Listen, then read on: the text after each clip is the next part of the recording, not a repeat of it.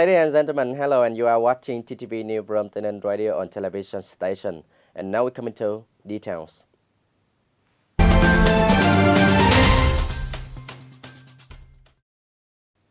Ladies and gentlemen, the implementation of administrative reform in the third quarter of 2019 in TayNinhTV province continued to achieve many positive results, especially people have been interested in using online public service deployed in the province. According to the statistics of the functional authorities, up to now all levels have publicly announced the electronic process of 1,876 administrative procedures. The reception and settlement of administrative procedures and result return have been carried out at the Provincial Public Administration Center and the section of receiving and returning results of 9 per 9 district city and 95 per 95 commune schools and towns in the province. The administrative agencies at the same level shall implement the interconnected one-gate mechanisms in the field of granting business registration certificates, tax code registration for enterprises, grant certificates of land use right and other properties associated with the land. The province has also carried out pilot implementation of receiving some administrative procedures through the Provincial Public Administration Portal of Yellow Social Network. In the third quarter of 2019, the entire province received and processed 25,054 three-level public service files and 56,515 two-level ones, in which 1,119 submitted their administrative procedures through Yellow, whereby the number of individuals participating in the implementation of the administrative procedure through Yellow is increasing, proving that the utility which it brings to users have attracted interest.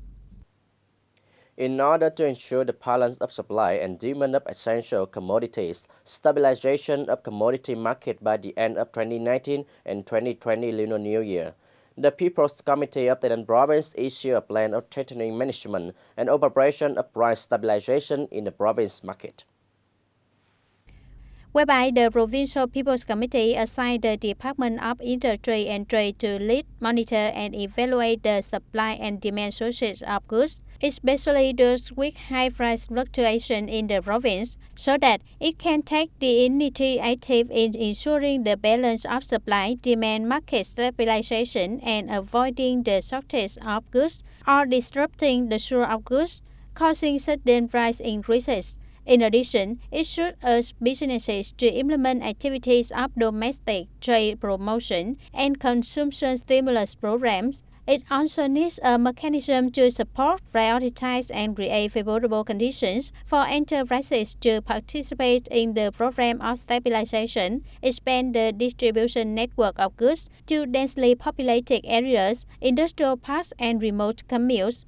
At the same time, the Provincial People's Committee directed localities and functional agencies to strengthen inspection, control, and prevention of smuggled goods trading and transportation, the production and trading of fake goods, poor quality, and goods that are not clearly identified the origin and violated food safety and hygiene, to strictly handle the speculation and hoarding of goods in order to raise prices for illicit profits in accordance with the law.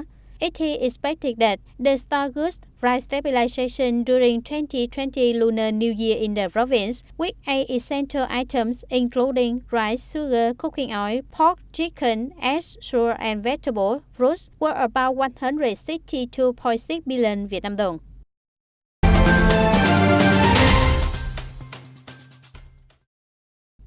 At present, there are 23 operating trade villages in TayNinhTV province, concentrated in Trảng Bàng, Gò Dầu, and Hòa Thành districts, with an estimated total output of nearly 200 billion Vietnam đồng per year. These trade villages has created jobs for more than 30,500 households, attracting more than 85,700 laborers.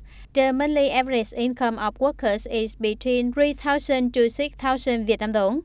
The operation of trade villages not only contributes to improving the lives of people, but also promoting development of the rural economy. However, at present, nearly 80% of establishments do not have enough capital to invest in technical innovation and production scale expansion. The market for consuming products of trade villages is facing many difficulties because the products that have been made are very difficult to consume and the material sources are increasingly expensive and scarce.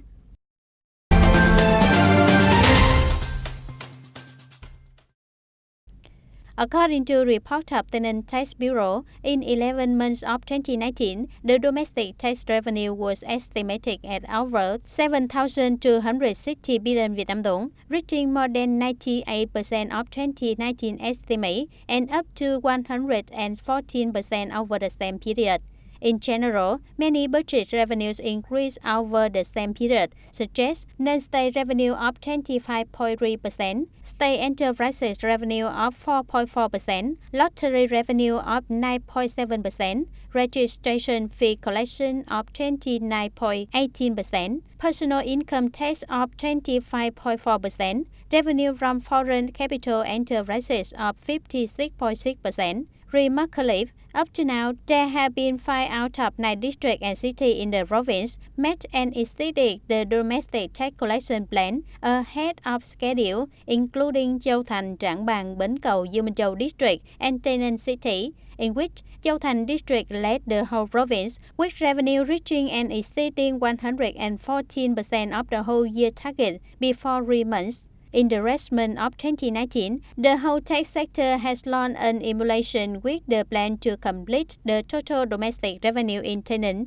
of 7,350 billion Vietnam dong and try to exceed 5% or more of the plan assigned by the General Department of Taxation and People's Council of Tây Ninh Province.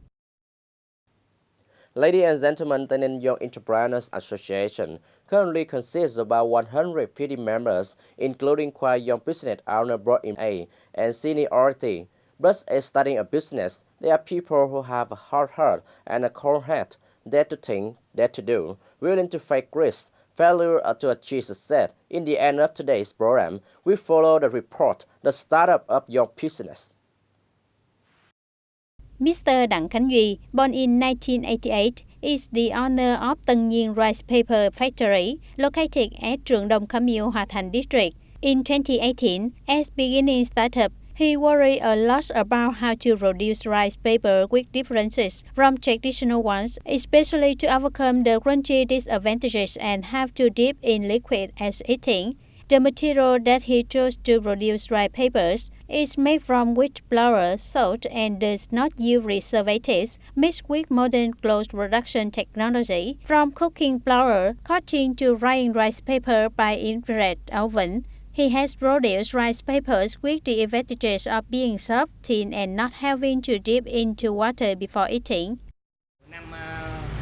In 2012, I worked in Ngân Khoa Company, which produced tapioca stock. Therefore, I had some time to research about materials for making rice paper, so I had idea to make clean rice paper, and until 2018, that idea has been just implemented. Because at that time, my products were relatively new to the market. It was thin and soft, so many people doubted that. I used chemicals to make it soft. Its original color was not beautiful, so many people complained.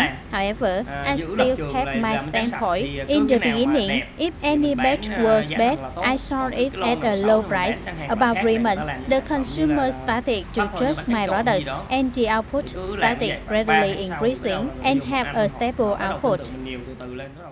As for Mr. Nguyễn Văn Nghiệp, born in 1989, is CEO of Food Commodities for Every Home. He used to be an engineer of transport infrastructure planning with a fairly stable job. However, he decided to quit his job to turn to business. In the very first time of turning to business, Mr. Nghiệp met a lot of barriers, which firstly this was his family, followed by the lack of capital, business knowledge, so he got business losses. But he always reminded himself that he must stand up after failures to find the way to success.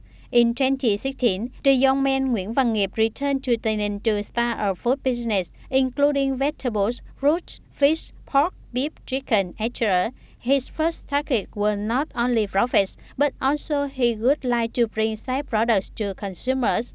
Not afraid of difficulties and hardships, he met members of Long Mỹ Safe Vegetable Production Cooperatives to link production under right safe vegetables, which are produced according to VGAP standards, as well as collaborate with people in animal husbandry to supply pork, fish, and beef products in the direction of biosecurity to supply the market.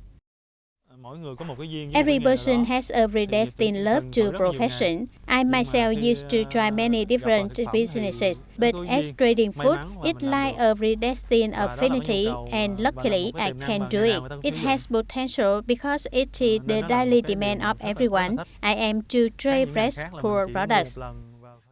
Overcoming difficulties and hardships to find the right direction in the startup process. It has brought good achievements to young entrepreneurs of Tây Ninh province. At present, Mr. Nguyễn Văn Nghiệp Food Cooperative for Every Home is the main food distributor for more than 70 schools and collective kitchens in the province. As for the product of Tân Nhiên rice paper, Mr. Đặng Khánh Duy also has a firm position in the market.